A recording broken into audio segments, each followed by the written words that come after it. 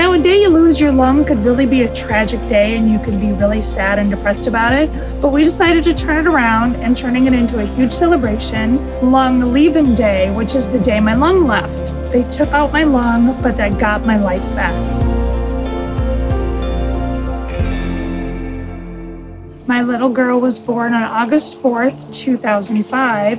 I had only gained 5 pounds through the whole pregnancy. I was so tired. I was exhausted, but I was a new mom and I was up at night feeding her, and then I was losing weight really quick.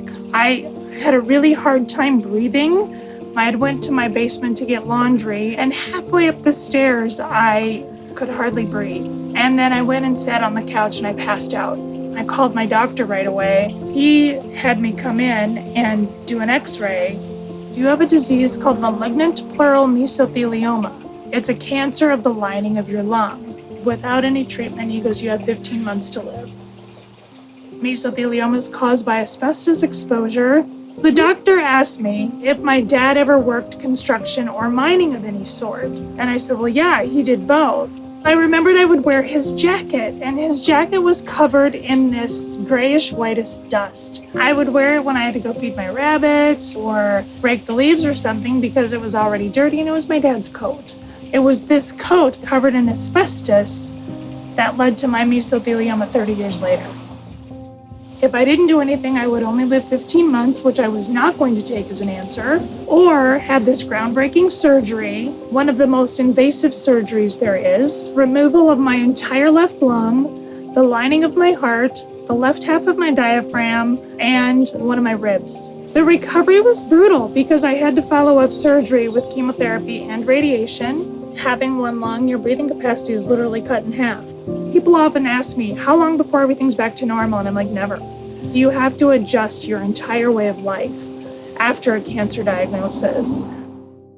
My dad felt a lot of guilt. I said, Dad, you're not at fault here. It's the asbestos companies that did this. It wasn't you. Secondhand exposure of asbestos, we're the patient that they never wanted to admit there was.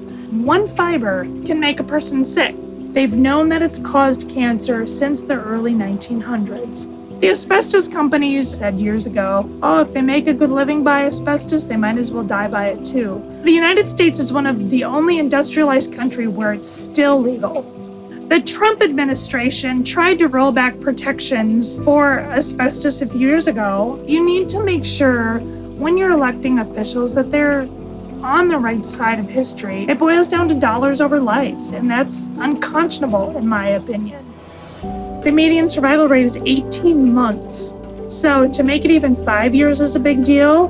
14 is kind of unheard of with pleural mesothelioma, which is why it's so important that I talk about it, to bring awareness to the disease and offer hope to people who are newly diagnosed. I have my lighthouse tattoo over here. My dad told me I would be a beacon of hope. And even when he got sick, which we think was due to the asbestos, he told me, he's like, you're going to continue to be that lighthouse, aren't you?